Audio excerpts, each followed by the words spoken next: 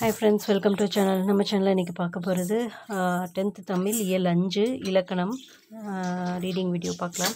வினா விடை வகைகள் பொருள்கோள். பல்வேறு சூழல்களில் வினாக்கள் வினவுகிறோம், விடைகள் கூறுகிறோம். மொழியின் வளர்ச்சி என்பது வினவுவதிலும் விடையளிப்பதிலும் கூட இருக்கிறது. அவற்றை பற்றி நன்னூலனால் விளக்கியிருக்கிறார்.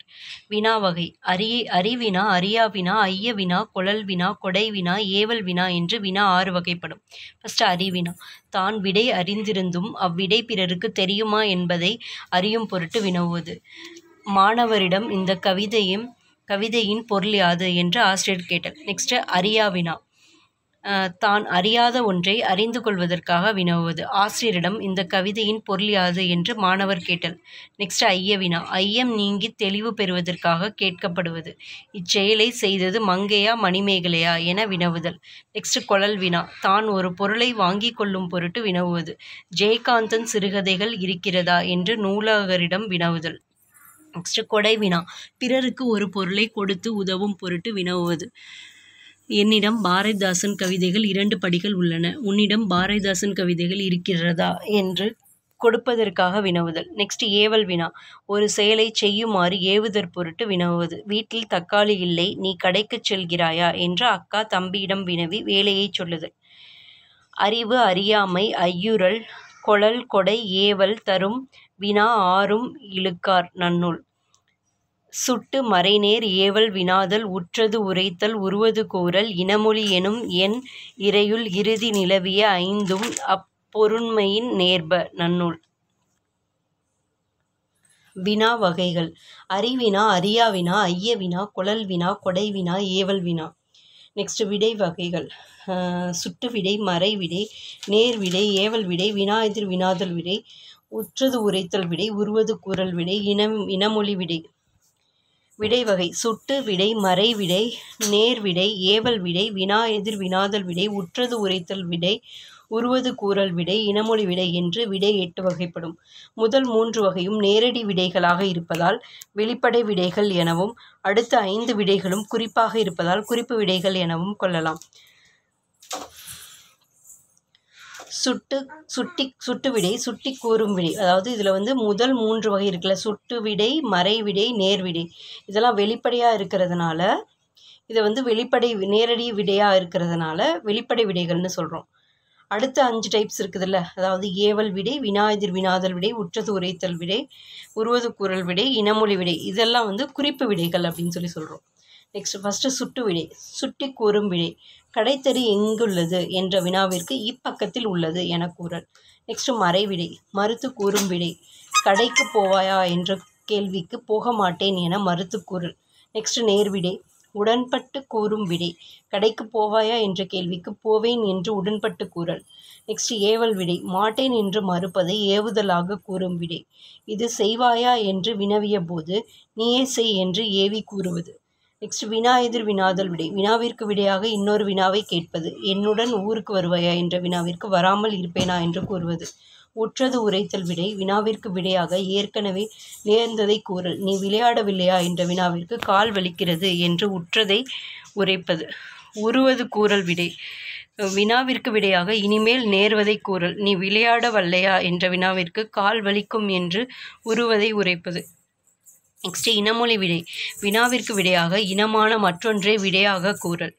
உனக்கு கதை எழுத தெரியுமா என்ற வினாவிற்கு கட்டுரை எழுத தெரியும் என்று கூறுவது.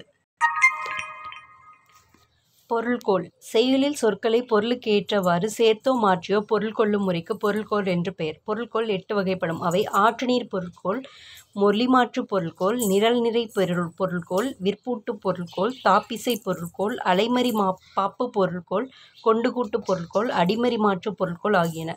இவற்றுள் ஆற்றுநீர் பொருள்கோள், நிரல் நிறை பொருள்கோள், கொண்டுகூட்டு பொருள்கோள் ஆகியவற்றை அறிந்து கொள்வோம். ஃபர்ஸ்ட் ஆற்றுநீர் பொருள்கோள்.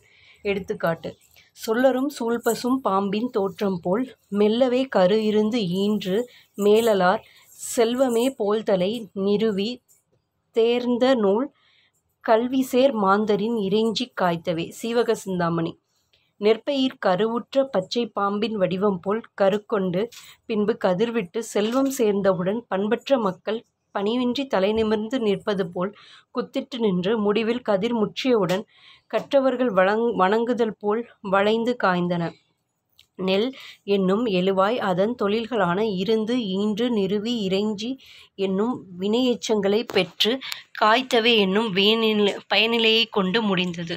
பாடலின் தொடக்கம் முதல் முடிவு வரை ஆற்று நீரின் போக்கைப் போல நேராகவே பொருள் கொள்ளுமாறு அமைந்ததால் இது ஆற்றுநீர் பொருள்கோள் ஆகும். மற்றைய நோக்காது அடிதொறும் வான்பொருள் அற்று ஒழுகும் அஃது யாற்றுப் புனலே. நன்னூல். நெக்ஸ்ட் நிரல்நிறை பொருள்கோள். ஒரு செய்யுளில் சொற்கள் முறை பிறழாமல் நிரல்நிறையாக அதாவது வரிசையாக அமைந்து வருவது நிரல்நிறை பொருள்கோள் ஆகும். இது முறை நிரல்நிறை பொருள்கோள், எதிர் நிரல்நிறை பொருள்கோள் என இருவகைப்படும். ஃபர்ஸ்ட் முறை நிரல்நிறை பொருள்கோள். செயலில் எழுவாயாக அமையும் பெயர்ச்சொற்களை அல்லது வினைச்சொற்களை வரிசையாக நிறுத்தி அவை ஏற்கும் பயனிலைகளையும் அவ்வரிசைப்படியே நிறுத்தி பொருள் கொள்ளுதல் முறை நிரல்நிறை பொருள்கோள் ஆகும். எடுத்துக்காட்டு: அன்பும் அறனும் உடைத்தாயின் இல்வாழ்க்கை பண்பும் பயனும் அது. இக்குறளில் அன்பு அரண் என்ற இரு சொற்களை வரிசைப்படுத்தி அவற்றிற்குரிய விளைவுகளாக பண்பு பயன் என்று வரிசைப்படுத்தி உள்ளார். அவற்றை இல்வாழ்க்கையின் பண்பு அன்பு என்றும் அதன் பயன் அரண் என்றும் பொருள் கொள்ள வேண்டும். எனவே அன்புக்கு பண்பும் அறத்துக்கு பயனும் பயனிலையாக நிரல்நிறையாக நிறுத்தி பொருள் கொள்வதால் இப்பாடல் முறை நிரல்நிறை பொருள்கோள் எனப்படும்.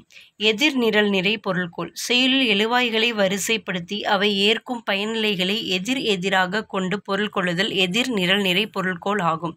எடுத்துக்காட்டு: விலங்கொடு மக்கள் அனையர் இலங்கு நூல் கற்றாரோடு ஏனையவர். இக்குறளில் முதல் அடியில் விலங்கு, மக்கள் என்று எழுவாய்களை வரிசைப்படுத்திவிட்டு அடுத்த அடியில் பயனிலைகளாக கற்றார், கல்லாதவர் அதாவது ஏனையவர் என வரிசைப்படுத்தி உள்ளார்.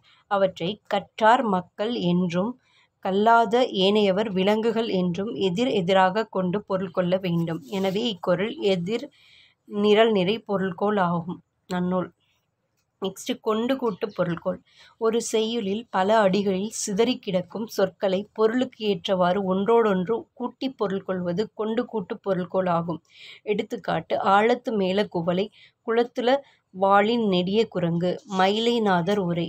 மேற்கண்ட பாடலில் ஆழத்து மேல் குவளை என்றும் குளத்தில் வாளின் நெடிய குரங்கு என்றும் பொருள் கொண்டால் பொருத்தமற்றதாகிவிடும். இதில் ஆழத்து மேல குரங்கு குளத்துல குவளை என்று கருத்தை கொண்டு அங்குமிங்கும் கொண்டு பொருள்கோள் அமைந்திருப்பதால் இது கொண்டு கூட்டு பொருள்கோள் எனப்படும். யாப்படி பலவினும் கோப்புடை மொழிகளை ஏற்புடி இசைப்பது கொண்டு கூட்டே. நன்னூல். இதோட தான் இந்த இயலுக்கான ரீடிங் வீடியோ